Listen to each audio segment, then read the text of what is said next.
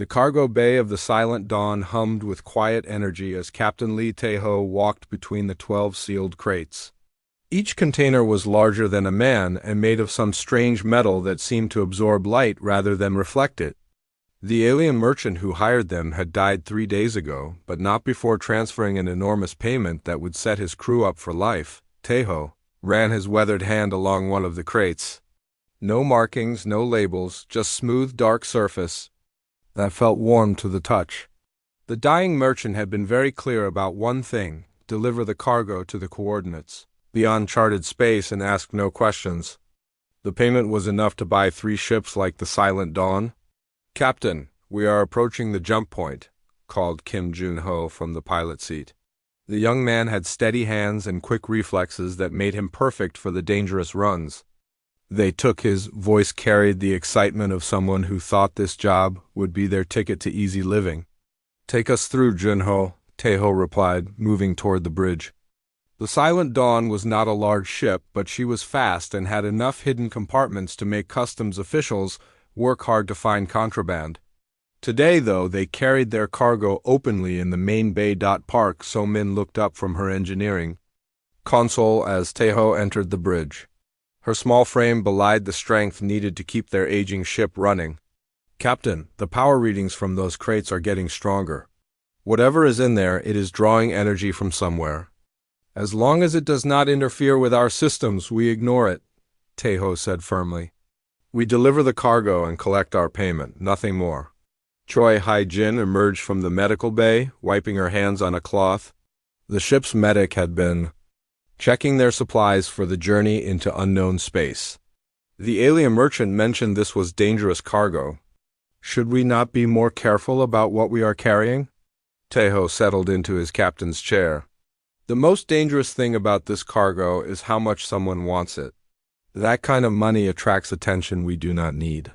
The Silent Dawn dropped out of hyperspace at the coordinates the merchant had provided. Before them stretched empty space with only distant stars for company. No planets, no stations, nothing that would explain why someone would want cargo delivered here. "Scanning for any signals or ships," Jun-ho reported, his fingers dancing over the controls.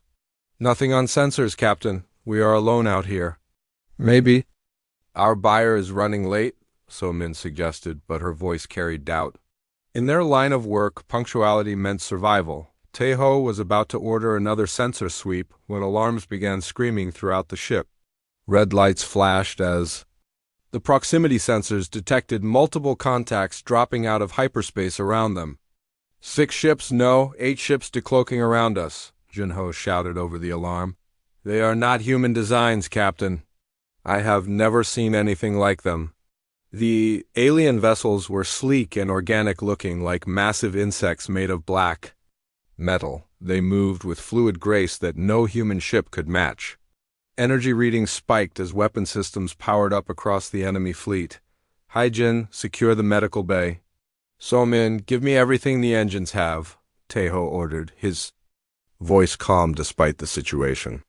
"Jun-ho, plot a course back to the jump point." "Captain, they are hailing us," Hai-jin called from the communications station. "Put it through." The voice that filled the bridge was unlike anything human. It buzzed and clicked like an insect but formed words they could understand. "Human vessel, you carry the poison of the builders. Surrender the cargo and you will die quickly." Tae-ho exchanged glances with his crew. The builders were mentioned in old spacer tailies, but no one knew if they were real. "This is Captain Lee Tae-ho of the Silent Dawn. We are transporting legal cargo under salvage rights. Stand down and let us pass." The aliens' laughter was like breaking glass. "The builders created the tools of their own destruction. You carry death that will spread across the galaxy. We are the devourers, and we will not allow this poison to reach other worlds." The first energy blast struck their starboard shields, sending the ship spinning. So-min fought to keep the engine stable as more shots hammered their defenses. "Shields down to 60%, she reported through gritted teeth. "These weapons are beyond anything I have seen." Jun-ho sent the Silent Dawn into a diving spiral, trying to use their smaller size against the larger alien ships.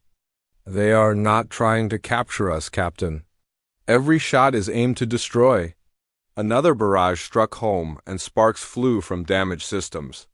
The lights flickered as power conduits overloaded. Tahoe could smell smoke and burning electronics. They want the cargo destroyed more than they want us dead, he realized. So Min, can you jettison the cargo bay? The system is damaged, but I can do it manually, she replied, already moving toward the engineering section. Do it. Send those crates toward that asteroid field, Tahoe ordered, pointing at a cluster of rocks that showed on their sensors. Maybe our buyer is hiding there. The ship shuddered as the cargo bay separated from the silent dawn. The 12 dark crates tumbled through space toward the asteroid field. Quickly lost among the floating rocks, the Devourer ships immediately shifted their attack, firing at the ejected cargo bay instead of the silent dawn. Their weapons lit up space as they tried to destroy every trace of the mysterious containers. Captain, we have a problem, Jinho called out. Main engine is failing. We are losing power fast.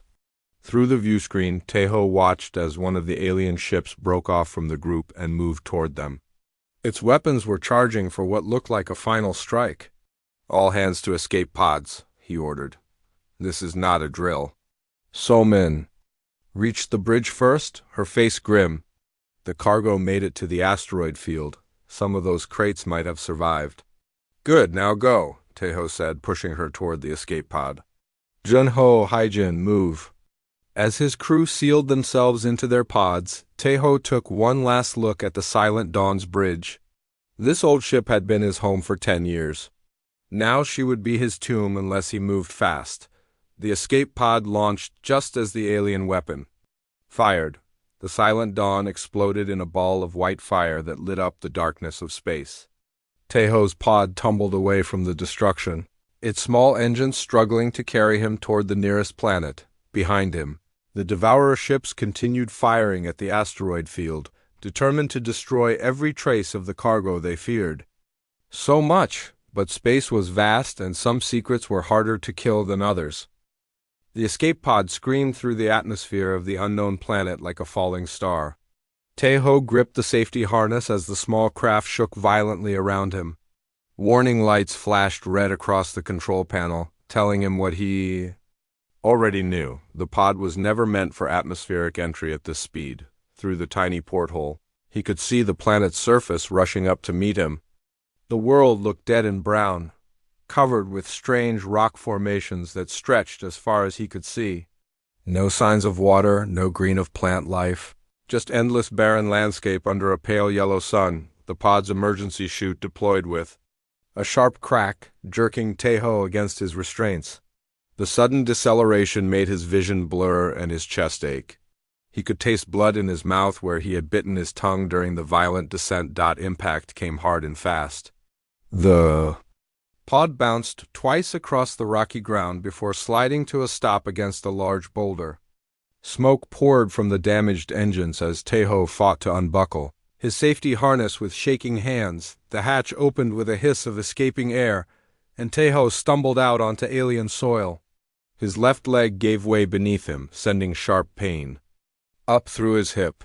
Looking down, he could see dark blood soaking through his uniform where something had cut him during the crash. The air was thin but breathable, carrying the smell of dust and something metallic that made his nose wrinkle. The gravity felt lighter than Earth normal, making each step feel strange and unsteady. Tahoe looked up at the sky where the wreckage of his ship still glowed like a small sun. The Devourer vessels had moved on, probably satisfied that everything was destroyed. They had no idea that some of the cargo had made it to the planet's surface. Using a piece of twisted metal from the pod as a walking stick, Tahoe began searching the crash site. His emergency kit contained water for 3 days, food rations for a week, and a basic medical scanner. Not nearly enough to survive on this dead world for long. The first crate he found was buried halfway under a pile of rocks. The dark metal was scratched but unbroken, and the strange warmth he remembered from the ship was still there. Whatever was inside had survived the crash. It took him 2 hours to dig the container free using his bare hands and pieces of debris. His injured leg throbbed with each movement, and sweat dripped into his eyes despite the cool air. When he finally cleared the last rock away, the crate seemed to pulse with a faint inner light. Teho ran his hands along the smooth surface, looking for some way to open it. There were no visible locks, no handles, no seams that he could find. But as he pressed his palm against the top, the metal began to change. Lines of soft blue light appeared under his hand, spreading outward like veins across the crate's surface. The light grew brighter, and suddenly the top half of the container dissolved into mist, revealing what lay inside. The contents took his breath away. Floating in the center of the crate was a sphere of liquid that seemed to move on its own. It was silver blue and constantly shifting, like mercury mixed with starlight. Tiny points of light danced within the liquid, creating patterns that hurt. To look at directly as Teho stared, the liquid began to rise from the crate. It formed a perfect sphere about the size of his fist, hovering in the air between them. The substance pulsed with its own rhythm, almost like a heartbeat. "What are you?" he whispered, reaching out slowly with one finger, the moment his skin touched. The liquid fire raced up his arm. Not the fire of burning, but something else, something that felt like lightning mixed with ice water. The substance flowed over his hand like living metal, and Teho tried to pull away, but he could not move. The liquid was spreading up his arm, and where it touched, his pain disappeared. The cut on his leg stopped bleeding. The ache in his chest from the crash faded away. Even his broken rib, which he had not realized was cracked, suddenly felt whole. Again, panic filled his mind as more of the substance flowed over his body. This was how people died in the horror stories spacers told, alien parasites that took over human hosts. But as the liquid reached his torso, something unexpected happened. Images flashed through his mind. Not his own memories, but something else. He saw vast cities of crystal and light, beings that looked almost human but moved with perfect grace.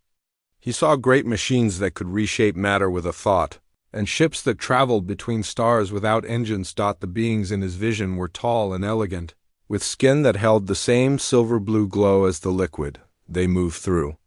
Their crystal cities with purpose, building something magnificent and terrible. But in every image, Teho could see fear in their eyes. Then came the darkness. Ships like living nightmares descended from space, and the crystal cities began to The elegant beings fought with weapons that bent reality itself, but they were losing. In their final moments, they poured their knowledge and their essence into containers like the one Teho had found. The visions ended as suddenly as they had begun. Teho found himself kneeling on the rocky ground, gasping for air. The liquid substance had spread across his entire body, but was no longer visible. Instead, his skin held a faint inner glow, and he could feel something different in his blood. Standing up, Teho realized his leg no longer hurt. In fact, he felt stronger than he had in years. His vision was sharper, able to pick out details in the distance that should have been impossible to see. His hearing caught sounds from far away, the whisper of wind over stone, the tiny movements of creatures hiding in the rocks, but most strange of all, he could sense the other crates. Like points of warm light scattered across the landscape, he could feel exactly where each one had fallen. 11 more containers waited to be found, each holding secrets that the dying race in his visions had left behind. The substance had not killed him or taken control of his mind. Instead, it had made him something more than human. The question was whether that transformation would be enough to survive on this dead world long enough to understand what he had become. As the alien sun began to set, painting the sky in shades of orange and purple, Teho started walking toward the nearest point of light. Whatever the builders had created, whatever the devourers feared so much, it was now part of him. And he was no longer afraid. 3 days had passed since Teho found the first crate, and his body continued to change in ways he never imagined. The faint glow under his skin had settled into a steady pulse that matched his heartbeat. He no longer needed much sleep, and when he did rest, his dreams were filled with memories that belonged to the builders. Walking across the barren landscape felt effortless now. His enhanced muscles carried him over rocks and through narrow valleys without fatigue. The thin air that had made him dizzy on the first day now felt perfectly normal. Whatever the nanites had done to his lungs, they worked better than any human organ should. The second crate waited in a deep crater, where it had struck the planet like a meteor. This container was different from the first. When Tahoe touched it, the metal surface opened to reveal not liquid, but thousands of tiny crystalline structures that looked like frozen lightning dot. As soon as the crystals touched his skin, new sensations flooded his mind. His muscles became denser and stronger. He could feel power flowing through his limbs that made lifting massive rocks feel like picking up small stones. When he tested his new strength by punching a boulder, his fist went completely through the solid rock. The third crate contained something that looked like liquid fire. When it merged with his body, his reflexes became impossibly fast. A falling pebble seemed to drift through the air like a feather, giving him plenty of time to catch it before it hit the ground. His mind processed information at incredible speed, able to calculate trajectories and distances without conscious thought. Each new enhancement came with fragments of builder knowledge. Through these alien memories, Tahoe learned that the builders had once ruled a vast empire of peaceful worlds. They were scientists and artists who shaped matter and energy like human sculptors worked with clay. Their greatest achievement was the nanite technology that could enhance any living being beyond their natural limits, but their empire had attracted the attention of the devourers. The parasitic race swept across the galaxy like a plague, consuming entire civilizations and leaving dead worlds behind. The builders fought back with enhanced soldiers who could move faster than thought and hit harder than explosions. Yet even these super warriors could not stop the endless swarms of devourer ships. In their final desperate hour, the builders had created the 12 crates. Each one contained a different aspect of their enhancement technology designed to work together as a complete system. They hoped that some other race might find the crates and use them to succeed where the builders had failed. Tahoe found the fourth crate, buried under an avalanche of loose rocks. This one held what looked like liquid light that moved with its own intelligence. When it joined with the other nanites in his body, his memory expanded far beyond normal human capacity. He could recall every detail of his life with perfect clarity, and the builder memories became easier to understand and access. The fifth crate was the most disturbing. It contained nanites that looked like tiny silver insects. When they merged with his nervous system, Tahoe gained the ability to interface directly with electronic devices. He could feel the broken circuits in his escape pod from across the valley and understand exactly what needed to be repaired. Days blended together as Tahoe collected crate after crate.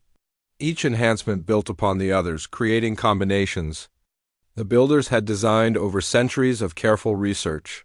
His hearing became so acute he could detect the movement of underground water from miles away. His vision expanded to see across the entire electromagnetic spectrum, revealing hidden details in the ancient ruins scattered across the planet. The ruins themselves told a story of tragedy. Through his enhanced senses, Tahoe could see the scorch marks where devourer weapons had burned away all life. The crystalline cities in his visions had once stood on this very world. This was where the builder civilization had made its final stand. In the largest ruin, Tahoe found something that made his enhanced heart race with excitement. Hidden beneath collapsed crystal walls was a builder communications array, damaged, but not destroyed. The technology was millions of years old, but the nanites in his body gave him the knowledge to understand how it worked. As he touched the ancient machine, his enhanced mind instantly grasped its function. This was not just a communications device, but a galaxy-wide monitoring system. It could detect signals from across known space and even intercept transmissions from civilizations the builders had never directly contacted. Working with speed and precision impossible for normal human hands, Tahoe began repairing the damaged systems. The nanites in his blood seemed to sing as they helped him understand the alien technology. Components that had been broken for eons responded to his touch, circuits reconnecting and power flowing through crystalline networks once again. When the array finally came online, information flooded Tahoe's enhanced consciousness. Radio signals From hundreds of worlds, military communications, commercial traffic, and civilian broadcasts all flowed through the ancient network. But one set of signals made his blood turn cold. The Devourers were not extinct. A massive fleet was moving through space toward the core worlds of human civilization. Their ships numbered in the thousands, each one capable of sterilizing entire planets. The communications Tahoe intercepted spoke of a final harvest, a complete consumption of human space that would leave nothing behind but dead worlds. Worse still, human military forces were completely unprepared. The few encounters with Devourer scouts had been classified at the highest levels. Most of the human fleet believed they were dealing with isolated pirates or raiders, not an existential threat to their entire species. Tahoe's enhanced mind processed the tactical situation in seconds. The Devourer fleet would reach the outer human colonies in less than 4 months. Once they began their attack, the parasitic race would consume world after world until human civilization was nothing but a memory. But now humanity had something the Builders never possessed in their final war. They had warning, and they had the enhancement technology that could transform human soldiers into weapons capable of fighting the Devourers on equal terms. The question was whether Tahoe could find a way to contact human space and convince them to listen. He was just one enhanced human on a dead world, trying to warn an entire civilization about a threat they could barely comprehend. As night fell over the ruins of the Builder civilization, Tahoe began working on modifications to the communications array. The ancient technology was powerful, but it would need upgrades to send a message across the vast distances to human space. He had the knowledge to do it, thanks to the nanites in his blood. Time was running out for humanity, but they still had one advantage the Builders never enjoyed. They had a survivor who refused to give up. Tahoe worked through the night, his enhanced hands moving with impossible precision across the Builder communications array. The ancient crystalline circuits responded to his touch like living things, glowing brighter as power flowed through. Systems that had been dark for millions of years, the nanites in his bloodstream had given him knowledge of Builder technology, but adapting it to work with human communication frequencies required creativity that was purely his own. He rerouted power conduits, rebuilt transmission arrays, and created hybrid systems that combined the best of both civilizations. By dawn, the modifications were complete. The communications array now hummed with barely contained energy, ready to send a signal across the vast distances to human space. But Tahoe knew that one message would not be enough. He needed to send multiple transmissions to different human worlds. Hoping that at least one would reach someone with the authority to act, he began with Earth, humanity's birth world and seat of the colonial government. The message was simple but urgent, explaining who he was and what he had discovered. The Devourer fleet was coming, and humanity had less than 4 months to prepare. The response came faster than expected. Within hours, his enhanced hearing detected the approach of a human ship dropping out of hyperspace above the planet. But the vessel that appeared on his sensors was not a civilian rescue craft. It was a military destroyer, bristling with weapons. And scanning equipment. Tahoe watched from the ruins as the ship entered the atmosphere and landed near his position. Through his enhanced vision, he could see armed soldiers deploying around the landing zone, their weapons ready for combat. They were treating him as a potential threat rather than a survivor to be rescued. The first person to approach was a tall woman in an admiral's uniform. Her movements were careful and controlled, the bearing of someone accustomed to command. Behind her walked a civilian in a laboratory coat, carrying scanning equipment that hummed with electronic activity. "I am Admiral Yoon Sung-ho of the Human Defense Fleet," the woman called out when she was still 50 meters away. "Are you the person who sent the transmission claiming to be Captain Lee Tahoe?" "I am Tahoe," he replied, stepping out from behind. A crystal formation. Even at that distance, he could hear the sharp intake of breath from the soldiers. When they saw him clearly for the first time, the nanites had changed his appearance in subtle but unmistakable ways. His skin held a faint luminescence that was visible even in daylight. His movements were too fluid, too precise for a normal human. When he looked directly at them, his eyes reflected light like those of a nocturnal predator. "Stay where you are," Admiral Yoon ordered, her hand moving to her sidearm. "Dr. Lim Jae-yoon, what are your readings?" The scientist adjusted his instruments, frowning at the displays. "The energy signatures are unlike anything in our databases. His cellular structure appears to be enhanced with some form of nanotechnology, but he is definitely still human at the core." "Enhanced how?" the Admiral demanded, her eyes never leaving Taeho. "Muscular density increased by roughly 300%. Neural activity is off the charts. His bones show signs of metallic reinforcement. Whatever happened to him, it has made him far stronger and faster than any baseline human." Taeho raised his hand slowly, keeping his movements non-threatening. "Admiral, I know how this looks. But the enhancement technology is not a threat to humanity. It is our only hope of survival against what is coming." "The devourers you mentioned in your transmission," Admiral Yoon said. "Our xenobiologists have no record of such a species." "Because they consume entire civilizations and leave no survivors to tell the tale?" Taeho replied. "The race that created this enhancement technology fought them for centuries before falling. I have their memories, their knowledge of how the devourers fight." Dr. Lim stepped forward, his scientific curiosity overcoming his caution. "You claim to have alien memories? That should be impossible. Human neural architecture cannot support foreign engrams." "The nanites rebuilt my neural pathways to accommodate the additional data," Taeho explained. "I can show you what I have learned, but you must understand the urgency. The Devourer fleet will reach human space in less than 4 months." Admiral Yoon exchanged glances with her scientific advisor. "Even if what you say is true, how can this enhancement technology help us?" "Our military doctrine is based on coordinated fleet actions, not individual super soldiers." Taeho smiled grimly. "That is exactly why it will work. The builders fought as individuals, each enhanced warrior operating alone.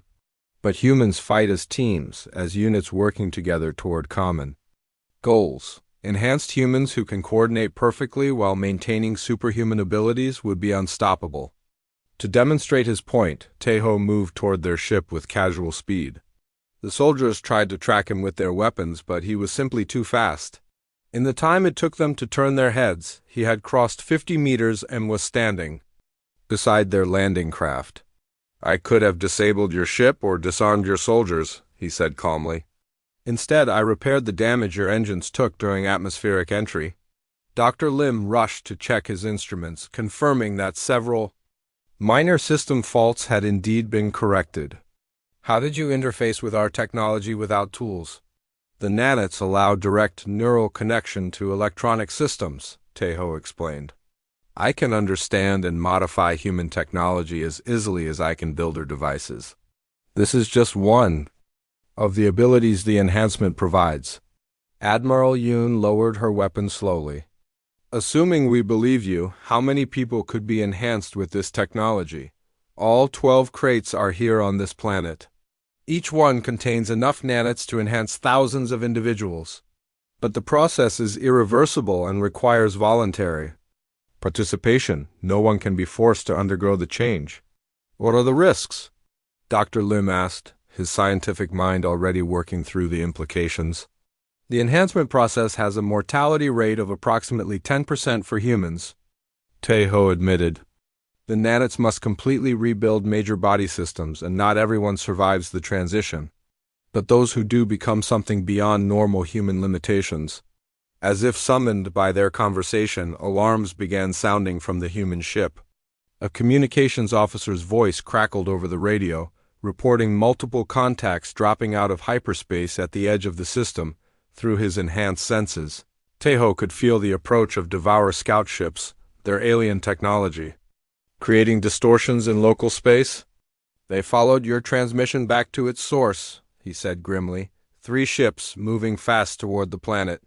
Admiral Yoon was already moving toward her vessel. "All units, prepare for immediate departure. We cannot fight unknown aliens with a single destroyer." "You cannot run from them either," Taeho called after her. Their ships are faster than anything in your fleet, but I can stop them." The admiral turned back, her expression skeptical. "You are one man against 3 alien warships." Teho's eyes began to glow brighter as the nanites responded to his rising adrenaline. "I am one enhanced human with the knowledge of a civilization that fought these creatures for centuries. Let me show you what humanity can become."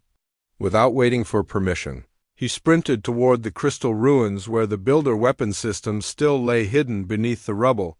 It was time to give humanity its first glimpse of their evolutionary future.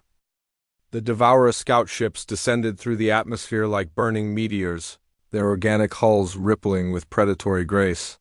Teho reached the buried weapon systems just as the alien vessels opened fire on the human destroyer, their energy beams carving molten trenches across the landscape, deep beneath the crystal ruins. Builder defensive systems responded to his enhanced touch. Weapon emplacements that had slept for millions of years suddenly blazed to life, their crystalline surfaces pulsing with deadly energy. Teho interfaced directly with the ancient network, his nanite-enhanced consciousness merging with Builder. Tactical systems, the first Devourer ship died in a pillar of coherent light that vaporized everything within a kilometer radius. The second craft tried to evade, but Teho could predict its movements through the tactical knowledge flowing in his blood. Another beam of ancient energy tore through its hull, sending burning wreckage tumbling across the barren ground. The third ship managed to fire one desperate shot before Builder defenses destroyed it completely. The alien weapon struck near Admiral Yoon's destroyer, creating a crater large enough to swallow a city block. But the human ship remained intact, protected by the same defensive shields that had once guarded Builder worlds. Silence fell over the battlefield as smoke and dust settled around the wreckage. Teho walked back toward the human ship, his enhanced hearing picking up frantic radio chatter from the crew inside.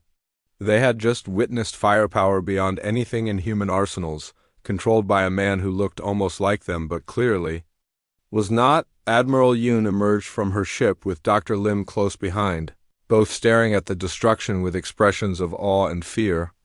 The burning remains of 3 advanced alien warships littered the landscape, destroyed by weapons that should not have existed. "Impossible," Dr. Lim whispered, his instruments still detecting energy readings from the buried Builder systems. "The power requirements alone should have drained our ship's entire reactor output for a year." "The Builders learned to tap directly into stellar energy," Teho explained. "Their technology draws power from the planet's core, from cosmic radiation, from the quantum foam of space itself. This is what allowed them to fight the Devourers for so long." Admiral Yoon studied the tactical situation with the eye of an experienced military officer. "You destroyed 3 ships single-handedly, using weapons we cannot understand or replicate. How does that help humanity survive a fleet of thousands?" "Because I'm just one enhanced human," Teho replied. "Imagine 1,000. Others like me, coordinating through nanite networks while maintaining human creativity and adaptability. The Builders never learned to fight as a unified force. They remained individuals even with their enhancements. But humans are different." He gestured toward the Admiral's crew, who were working together to repair minor damage from the battle. "You naturally cooperate, share information, trust each other with your lives. Enhanced humans with that same instinct would be unstoppable." Dr. Lim was scanning the area where the weapon systems had fired from, his expression growing more amazed by the moment. "The technology is integrated into the planetary crust itself. It is not just weapons, but a complete defensive network that could protect entire solar systems." "The Builders had thousands of worlds like this," Teho said, "but they were overwhelmed by sheer numbers.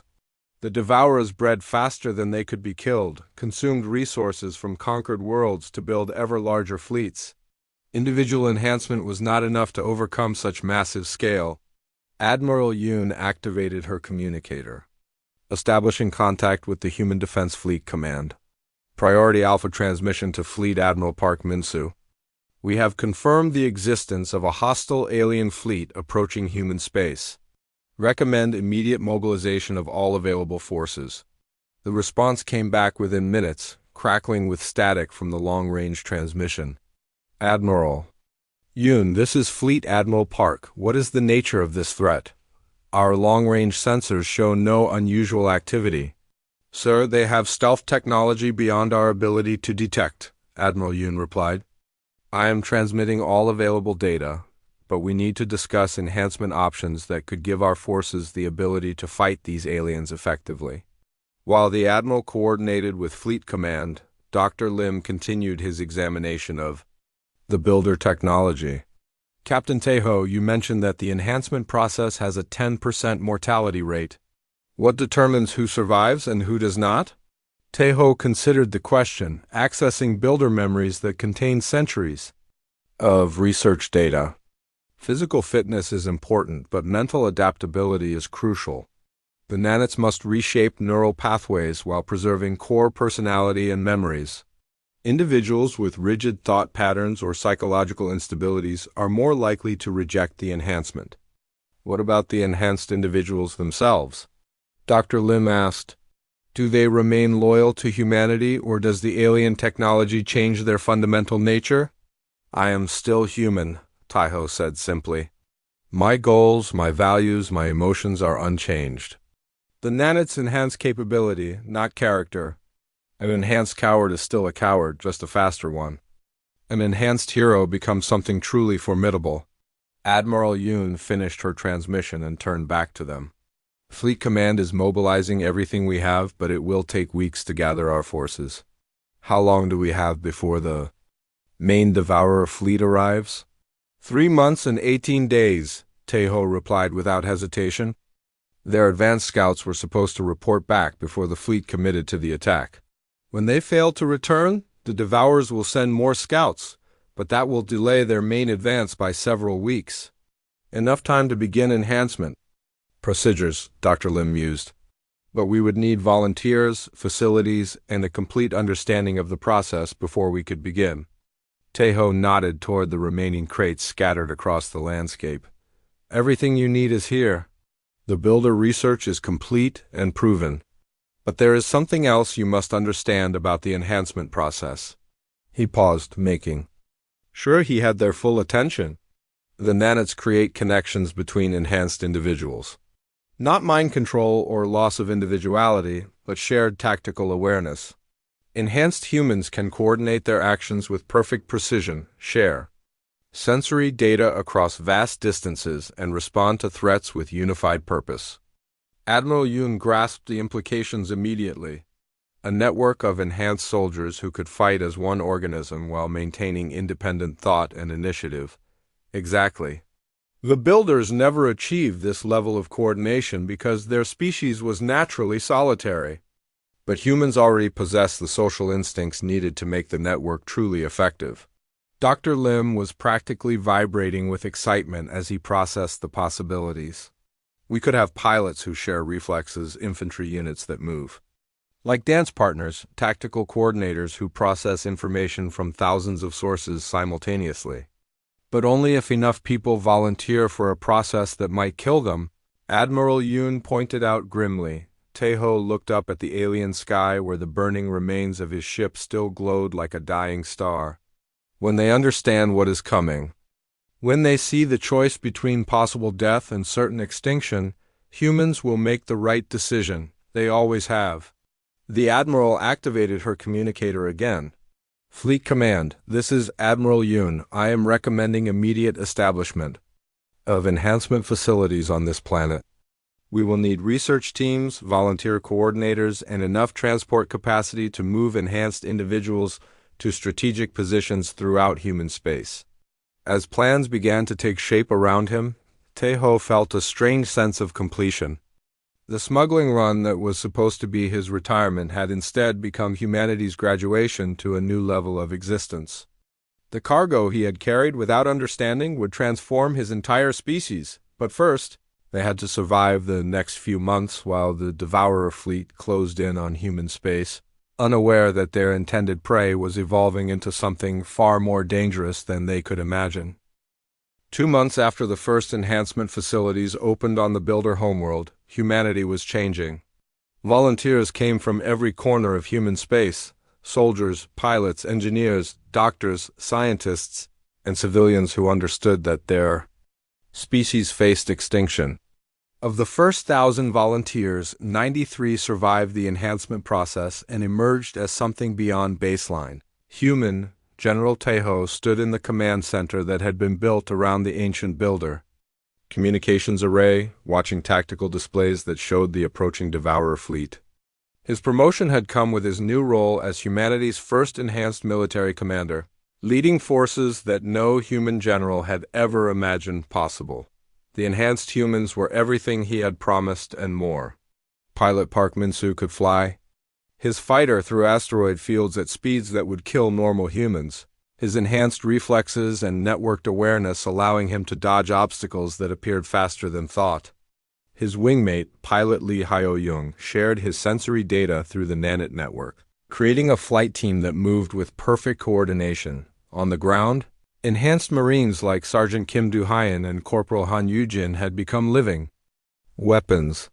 Their enhanced strength could tear through armored bulkheads with bare hands, while their network tactical awareness made them function as a single organism in combat. They could communicate through the Nanit network without using radios, coordinate attacks across vast distances, and adapt to changing situations faster than any human commander could issue orders. But the most impressive changes were in the enhanced scientists and engineers. Dr. Lim Jae-yoon had volunteered for enhancement after studying the Nanit technology for weeks. His enhanced mind could process builder technical data at incredible speed, leading teams that were rapidly adapting alien defensive systems for human use. The first Devourer probe ships arrived exactly when Tejo had predicted. They dropped out of hyperspace at the edge of human territory, scanning for signs of the missing scout vessels. What they found instead were human ships that moved with impossible precision and weapons that should not have existed. Enhanced. Admiral Yoon Sung-ho commanded the defense fleet from her flagship, her consciousness networked with every enhanced officer under her command. When the probe ships opened fire, her response was instantaneous and devastating. Human vessels equipped with builder weapon systems destroyed the alien scouts before they could transmit their findings back to the main fleet. But Tejo knew this was only the beginning. The Devourer fleet would arrive soon, and their numbers would test even enhanced humanity's newfound abilities. Through the ancient communication array, he could track their progress across the galaxy, thousands of ships moving toward human space like a plague of locusts.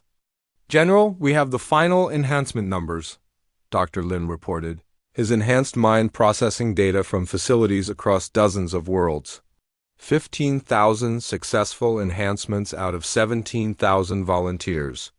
The survival rate improved. As we refined the process, 15,000 enhanced humans scattered throughout the fleet and ground forces. Against normal enemies, they would be unstoppable. Against the Devourers, they might be enough to tip the balance. The main Devourer fleet arrived 2 weeks early, dropping out of hyperspace in massive formations that darkened the stars. Their ships numbered in the tens of thousands each one, designed for the single purpose of consuming civilizations. The organic hulls pulsed with alien life, weapons charging as they detected the human defensive positions, but the humans they found were not the same species that had scattered before their scout ships months earlier. Enhanced pilots flew in.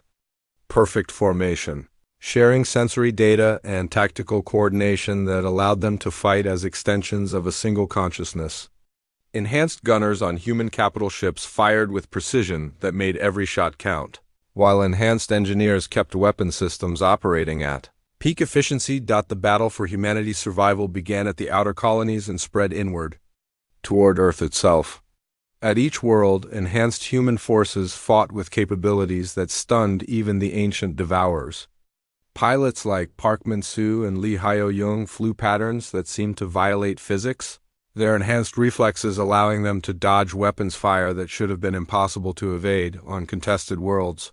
Enhanced Marines fought building to building against Devourer ground forces. Sergeant Kim Do-hyun led assault teams that could coordinate attacks across entire city blocks. their networked awareness allowing them to outflank enemies who had never faced such tactical precision. But the most devastating surprise came when ENHANCED humans began using Builder, defensive systems that had been hidden on human worlds for millions of years. Dr. Lim's research teams had located dozens of dormant installations, weapons platforms that had been buried so deep that previous surveys had missed them entirely. When Devour fleets moved to consume major human colonies, they found planets that could defend themselves with technology that made their own weapons look primitive. Entire alien battle groups were destroyed by energy beams that reached across star systems, while their survivors fled in terror from an enemy they could not understand. The turning point came at the Battle of New Geneva, where the largest Devourer force encountered an enhanced human fleet under Admiral Yoon's command. 3,000 alien ships faced 500 human vessels, odds that should have guaranteed Devourer victory. Instead, they witnessed the birth of a new apex species, enhanced. Human crews fought with coordination that was more than tactical, it was biological. Ships moved in perfect synchronization, weapons fire coordinated to create overlapping fields of destruction that no enemy could survive. When the battle ended, the Devourer fleet was broken. The survivors retreated into deep space, carrying reports of an enhanced humanity that fought like no species they had ever encountered. For the first time in their history, the Devourers had met their match. In the aftermath, Taeho stood once again on the Builder homeworld, looking up at stars that were safe for the first time in millions of years. The enhancement process continued, with more humans volunteering every day to join the growing network of enhanced consciousness that spanned their civilization. The Builders would be proud, Dr. Lim said, joining him in the crystal ruins where it all began. Their technology has finally achieved its purpose. Their technology was just the tool, Taeho replied. Human cooperation and determination made it into something the Builders never imagined. We did not just survive the enhancement process, we evolved beyond it. Messages were already flowing through the ancient communication array, reports from enhanced humans who were exploring the galaxy beyond human space. They were finding other worlds where Builder technology lay hidden, other species that might benefit from enhancement, other civilizations that could join the growing network of enhanced consciousness. The smuggling run that Taeho thought would be his last had instead become humanity's first step toward a larger destiny. His crew, Park So-min, Kim Jun-ho, and Choi Haijin had died carrying cargo that would transform their entire species. Their sacrifice had not been in vain. As enhanced humans spread across the galaxy, bringing Builder technology to other worlds and other species, a new age began. The age of isolated civilizations fighting alone against threats like the Devourers was ending.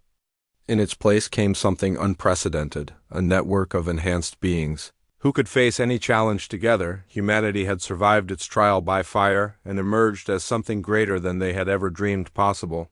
The last smuggling run had delivered them to their true destination, not a set of coordinates in space, but their next evolutionary step. The transformation was complete, and the galaxy would never be the same.